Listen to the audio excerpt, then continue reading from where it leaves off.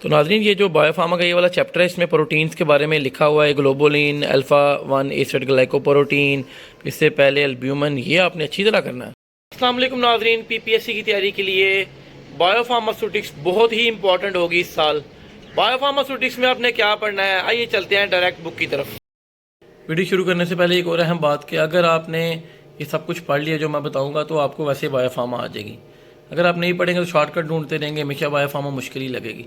अक्सर लोग कहते हैं कि यार ये इसमें से पेपर नहीं आया। भाई पेपर बायोफार्मा से नहीं आएगा या आएगा, ये मैं डिसाइड नहीं कर सकता, ये पेपर सेटर डिसाइड करता है। लेकिन अगर आपको बायोफार्मा आ गई तो आपको बहुत सारे एमसीक्यूज़ भी आ जाएंगे। तो आइए चलते हैं वीडियो की तरफ। तो जी नाजरीन, बुक का नाम है applied biopharmaceutics and pharmacokinetics, Leon Shargel. Shargel नहीं पढ़ेंगे तो पीपीएससी के एमसीक्यू सॉल्व नहीं हो सकते। अब चलते हैं चैप्टर्स कौन से इंपॉर्टेंट हैं। Introduction to biopharmaceutics and pharmacokinetics, ये चैप्टर 1 से मैंने पीला कर देता हूँ जी। ये आपने करना है जी लाजमी तौर पे। इसमें क्या करना है वो हम बताएंगे अभी आपको। मैथमेटिकल चैप्टर नंबर 2 फंडामेंटल्स इन फार्माकोकाइनेटिक्स करना है। 1 कंपार्टमेंट जो है करना है, ठीक है जी। मल्टी कंपार्टमेंट करना है, लेकिन इसमें क्या करना है ये हम आपको बताएंगे सर। आईवी इन्फ्यूजन करना है। उसके बाद नॉन लीनियर फार्माकोकाइनेटिक्स करना है। और और और और और और और 13 chapter 13 physiological factor related to drug absorption. बाद बुक के चैप्टर चेंज हो सकते हैं, एडिशन नहीं आते रहते हैं। और जी चैप्टर नंबर 15 ये करना है जी।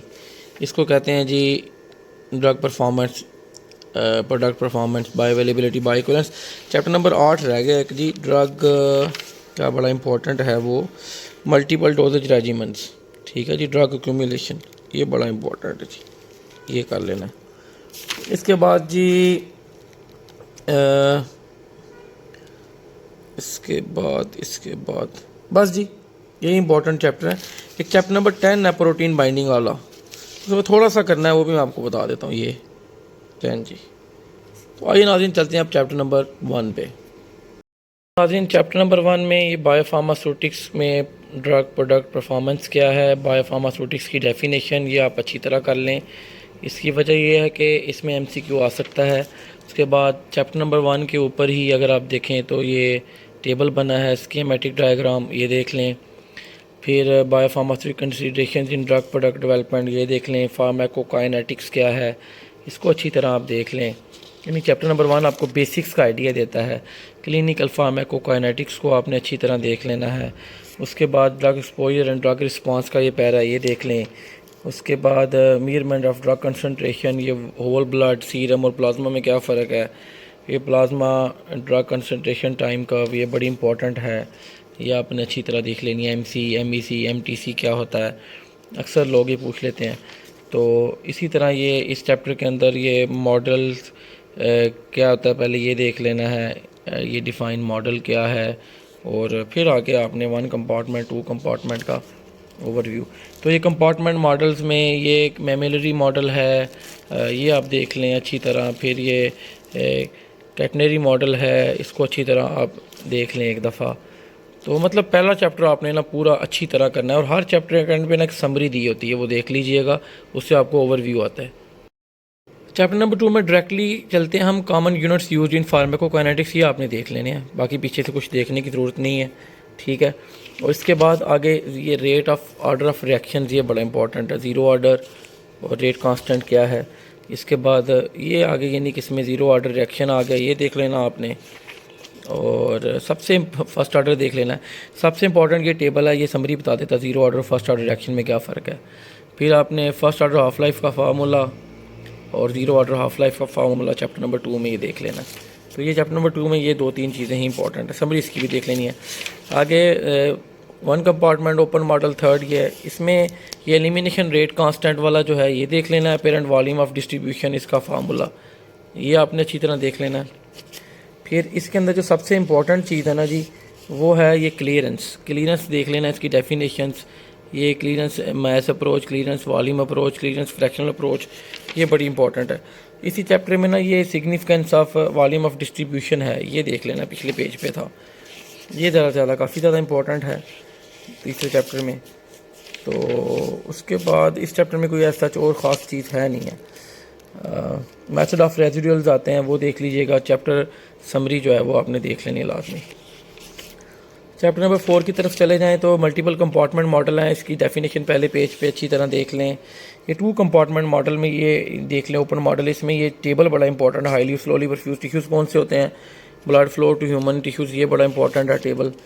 ये मॉडल A B C इसको अच्छी तरह देख लें मल्टीपल कंपार्टमेंट मॉडल में। मेथड ऑफ रेजिडुअल बड़ा इंपॉर्टेंट है, मैं आपको पहले बता चुका हूँ, ये आपने बड़ी अच्छी तरह देखना है। ये इसका ग्राफ भी देख लें। और मेथड ऑफ रेजिडुअल्स का दूसरा नाम क्या होता है, पीलिंग कहते हैं, फीदरिंग कहते हैं, ये इसका नाम अक्सर MCQ पूछ लिया जाता है। तो इस चैप्टर के अंदर भी यही अहम चीज़ है। अपीरेंट वॉल्यूम ऑफ डिस्ट्रीब्यूशन आप देख लें इसके अंदर। अपना चैप्टर नंबर 5 पे हम डायरेक्टली चलते हैं। इन्फ्यूजन वाला जो चैप्टर है, इसके ना अंदर ये अगर डायरेक्ट आप बुक खोलेंगे तो आपको आइडिया होगा। Loading dose plus IV infusion 1 compartment model देख लीजिएगा। लोडिंग डोज का फार्मूला क्या होता है, ये इसकी 2 प्रैक्टिकल एग्जांपल्स हैं, ये देख लें। इस चैप्टर के अंदर मेंटेनेंस डोज का जिक्र होगा, वो आपने अच्छी तरह देख लेना। 1 मिनट जी मैं दिखा देता हूँ आपको, बल्कि आप देख लीजिएगा मेंटेनेंस डोज का वहाँ लिखा हुआ।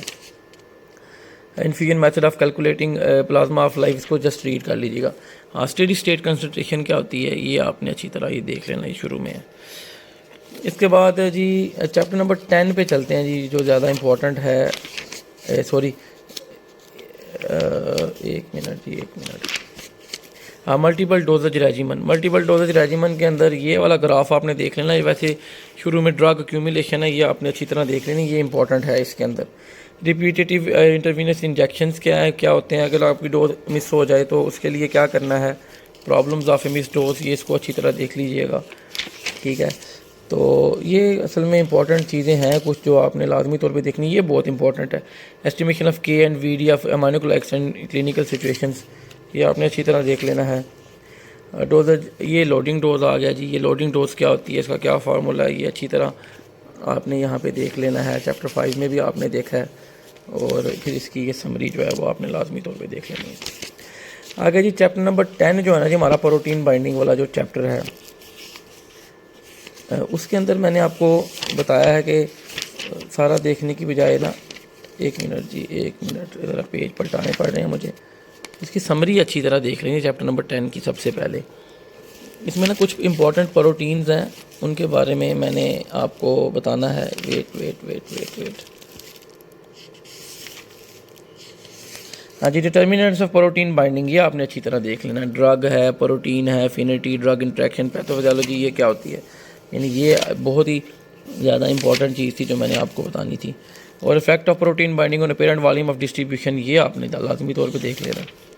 और ये है वो बेसिकली जी एल्ब्यूमिन क्या है और कौन कौन सी प्रोटीन्स होती हैं, अल्फ़ा 1 एसिड क्या है, ग्लोबुलिन्स क्या हैं, ये आपने अच्छी तरह देख लेने हैं। इसके बाद नाज़रीन चैप्टर नंबर 15 पे चलते हैं डायरेक्टली। और 15 बड़ा इंपॉर्टेंट है, ये आपने बायोफार्मा जब पढ़ी होगी आपको याद आया होगा। इसके अंदर ये ग्लॉसरी ऑफ टर्म्स हैं, बायो अवेलेबिलिटी, बायो इक्विवेलेंस, ये सारी डेफिनेशंस दी गई हैं। ब्रांड नेम क्या होता है, A&D ये क्या है, ड्रग प्रोडक्ट सिलेक्शन क्या है, इक्विवेलेंस क्या है, ये आपने अच्छी तरह देख लेना। इसके साथ साथ इस चैप्टर के अंदर शुरू में बायो अवेलेबिलिटी की डेफिनेशंस वगैरह आती हैं। Method of assessing bioavailability and bioequivalence, ये देख लेना आपने। और इसके अंदर ये purpose of studies of bioavailability है। Relative and absolute bioavailability, relative and absolute, इसका फार्मूला आता होता है, ये आपने जानते हैं, अच्छी तरह देख लेना।